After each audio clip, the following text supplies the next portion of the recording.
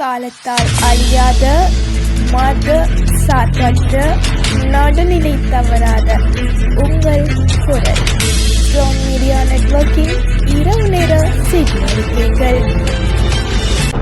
முதலில் தலைப்புச் செய்திகள். மரணம் வரை அதிகாரம் இருக்காது, ஜனாதிபதி ஆனிரவுக்கு சென்ற எச்சரிக்கை. எரிபொருள் இறக்குமதி தொடர்பில் மத்திய வங்கி வெளியிட்ட தகவல். இலங்கையில் பொலித்தீனுக்கு பதிலாக மாற்றுப் பொருட்களை அறிமுகப்படுத்தும் திட்டம். கடலுக்கு செல்ல வேண்டாம், கடற்தொழிலாளர்களுக்கு விடுக்கப்பட்ட சிவப்பு எச்சரிக்கை. வாகன சாரதிகளுக்கு கடுமையான எச்சரிக்கை. நாடு முழுவதும் போலீஸ் நிலையங்களுக்கு பரந்த உத்தரவு.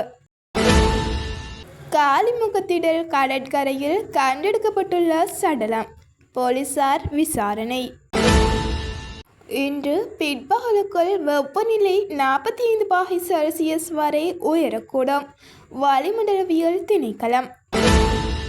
திருகோணமலையில் போலீசார் அதிரடி நடவடிக்கை, போதைப்பொருள் வர்த்தகர் கைது. தொடர்பான விரிவான செய்திகள். 159 பெரும்பான்மை ஆசனங்கள் இருப்பதால் அகந்தையுடன் செயற்பட வேண்டாம். ஸ்ரீலத்ன தேரர். அதிகாரம் மரணம் வரை நிலைத்திருக்காது என ஜனாதிபதி அனுரகுமார திசாநாயக்க தலைமையிலான அரசாங்கத்திற்கு பத்ரமுல்லா சீலரத்ன தேரர் எச்சரிக்கை விடுத்துள்ளார். நீதிபதிகளின் ஓய்வு பெறும் வயதை அதிகரிப்பது தொடர்பில் ஜனாதிபதிக்கும் இலங்கை சட்டத்தரணிகள் சங்கத்தினருக்கும் இடையிலான சந்திப்பு குறித்து கருத்து தெரிவிக்கும் போதே அவர் இதனை குறிப்பிட்டுள்ளார். இந்த ஆண்டின் முதல் 6 மாதங்களில் ஜனவரி முதல் ஜூன் மாதம் வரை எரிபொருள் இறக்குமதி செலவினம் 58.8% அதிகரித்து 3168.4 மில்லியன் அமெரிக்க டாலராக உயர்ந்துள்ளது. இலங்கை மத்திய வங்கி வெளியிட்ட அறிக்கையில் இந்த விடயம் தெரிவிக்கப்பட்டுள்ளது. இலங்கையில் பொலித்தீன் பயன்பாடு 26 மில்லியன் அலகுகளில் இருந்து 16 மில்லியனாக குறைந்துள்ளதாக நுகர்வோர் விவகார அதிகார சபை தெரிவித்துள்ளது. வர்த்தக மற்றும் வாணிப அமைச்சின் 2026ஆம் ஆண்டு திட்டங்களின் முன்னேற்றம் மற்றும் 2027ஆம் ஆண்டுக்கான பாதீடு தொடர்பில் ஜனாதிபதி அனுரகுமார திசாநாயக்க தலைமையில் நடைபெற்ற கலந்துரையாடலிலேயே இந்த தகவல் வெளியிடப்பட்டுள்ளது.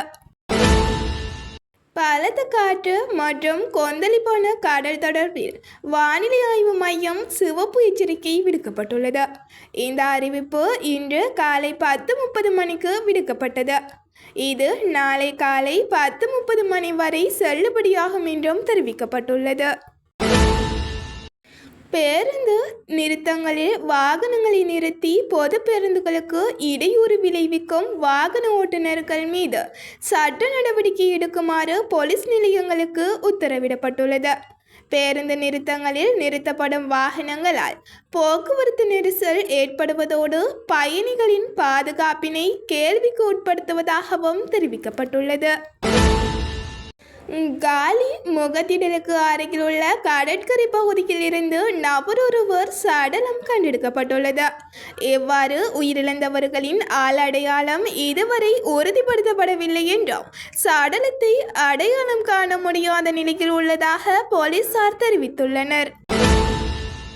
இலங்கையின் பல மாவட்டங்களில் இன்று பிற்பகலுக்குள் வெப்பநிலை 35 முதல் 45°C வரை உயரக்கூடும் என வளிமண்டலவியல் திணைக்களம் தெரிவித்துள்ளது. நிலவும் வறண்ட வானிலை அனுராதபுரம், பொலனறுவை மற்றும் மொனராகலை ஆகிய மாவட்டங்களில் மக்களின் வாழ்க்கையை கடுமையாக பாதித்துள்ளது. திருகோணமலையில் போலீசாருக்கு கிடைத்த ரகசிய தகவல் அடிப்படையில் ஐஸ் போதைப் பொருள் மற்றும் ஆயுதங்களுடன் ஒருவர் கைது செய்யப்பட்டுள்ளார். இந்த நடவடிக்கை நேற்று முன்னெடுக்கப்பட்டுள்ளது. இத்துடன் இரவு நேர செய்தி அறிக்கைகள் முடிவடைகின்றன. மீண்டும் சந்திக்கலாம். நன்றி.